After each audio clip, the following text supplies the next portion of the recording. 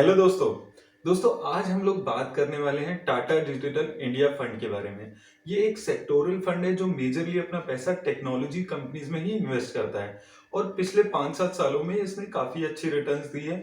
अगर हम इस पर्टिकुलर सेक्टर में देखते हैं तो आइए हम देख लेते हैं कि इसने कहाँ मेजर कंपनीज में अपना पैसा लगाया है और साथ में हम लोग देखेंगे कि इस फंड ने पिछले 5-7 सालों में कैसी रिटर्न दी। दोस्तों, जैसे कि मैंने आपको बताया था, ये एक सेक्टोरल फंड है जो मेजरली अपना पैसा टेक्नोलॉजी कंपनीज में लगा रहा है।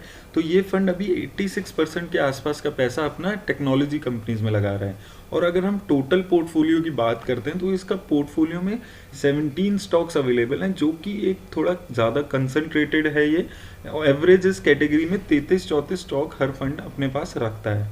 अब अगर हम बात करते हैं इसकी लॉन्च की, तो ये दिसंबर 2015 में शुरू हुआ था। लगभग 5 साल पुराना ये फंड अभी हो चुका है। और अगर हम फंड साइज देखते हैं तो 812 करोड़ का इसका फंड साइज है। अब अगर हम इसमें बात करते हैं इसकी मार्केट एलोकेशन पे, तो लार्ज कैप कंपनीज में इसने 61%, वहीं मिड कैप कंपनीज में 24% के आसपास और स्मॉल कैप कंपनीज में भी 10% के आसपास पैसे लगाए हुए हैं। यानी कि लार्ज और मिड कैप कंपनीज में ये थोड़ा इसका एलोकेशन ज़्यादा है, तो ये चीज़ एक पॉजिटिव आप देख सकते हैं इसको। अब अगर इसमें हम बात करते हैं इसकी एक्सपेंस रेशो पे, तो इसकी एक्सपेंस रेशो अभी चल रही है 1.06%, जो कि इसकी कैटेगरी एवरेज से कम है, जो कि एक अच्छी बात है इन्वेस्टर्स के लिए। इसकी कैटेगरी एवरेज 1.38% की चलती है। अब अगर हम देखते हैं इसमें SIP अमाउंट, तो मिनिमम आप इसमें 500 रुपये से SIP शुरू करा सकते हैं। और अगर आपको लमसम या वन टाइम इन्वेस्टमेंट करनी है तो आप 5000 रुपये से शुरुआत कर सकते हैं।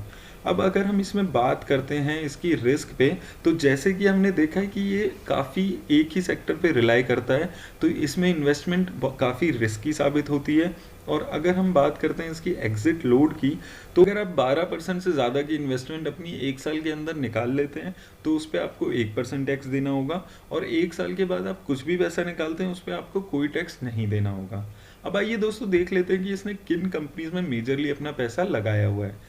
अगर हम कंपनीज पे बात करें तो सबसे ज़्यादा पैसा इसने इन्फोसिस में लगाया है, लगभग 28%।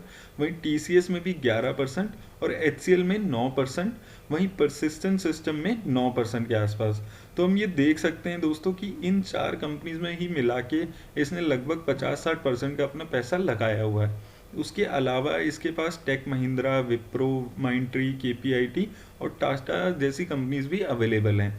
तो ये सारी मोस्टली कंपनी सारी टेक्नोलॉजी कंपनीज हैं और ये काफ़ी कंसंट्रेटेड पोर्टफोलियो अपना बना के रखा है। तो इसीलिए आप देख सकते हैं कि शुरू की 5-6 कंपनीज में ही 50-60% पैसा लगा हुआ है। तो इन 5-6 कंपनीज के चलने ना चलने पे इस फंड का परफॉर्मेंस काफ़ी ज़्यादा डिपेंड करता है। अब आइए देख लेते हैं, अगर आपने वन टाइम इन्वेस्टमेंट कराई होती इस फंड में तो उसमें कैसा आपको पैसा बना है। अगर आपने 10,000 रुपये लगाए होते 1 साल पहले, तो 1 साल में वो पैसा आपका लगभग 17,000 रुपये हो गया है। वहीं 2 साल में 19,000 के आसपास ये अमाउंट दिख रहा है और 3 सालों में 22,000 की ये फिगर चली गई है। यानी कि 3 सालों में इस फंड ने आपका पैसा लगभग डबल कर दिया है। और अगर हम 5 साल की बात करें तो 5 सालों में वही पैसा आपका 28,000 रुपये हो गया है। यानी कि लगभग 180% के आसपास की रिटर्न है, जो कि एक काफ़ी अच्छी रिटर्न है अगर हम बात करते हैं इस पर्टिकुलर सेक्टर में।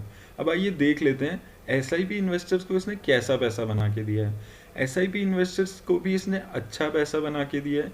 आपने 1 साल में 12,000 की लागत 19,000 हो गई है। वहीं 2 सालों में 24,000 रुपये 40,000 के ऊपर चले गए हैं और 3 सालों में 36,000 रुपये 64,000 हो गए हैं। वहीं 5 सालों में 60,000 रुपये लगा के आपने 1,31,000 रुपये बना लिया है। तो इसकी रिटर्न SIP के मामले में भी काफ़ी अच्छी है, काफ़ी अच्छा परफॉर्म कर रहा है ये फंड अगर हम थीमेटिक कैटेगरी में देखते हैं।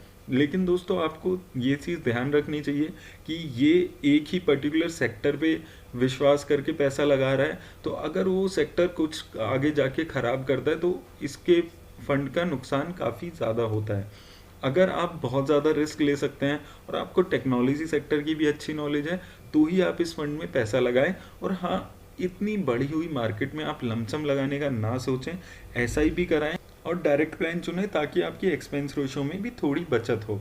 मेरी तरफ से दोस्तों आज इतना ही। अगर आप यहाँ तक पहुँचे हैं तो मेरे वीडियो को लाइक ज़रूर करें और मेरे चैनल को सब्सक्राइब करना ना भूलें। धन्यवाद।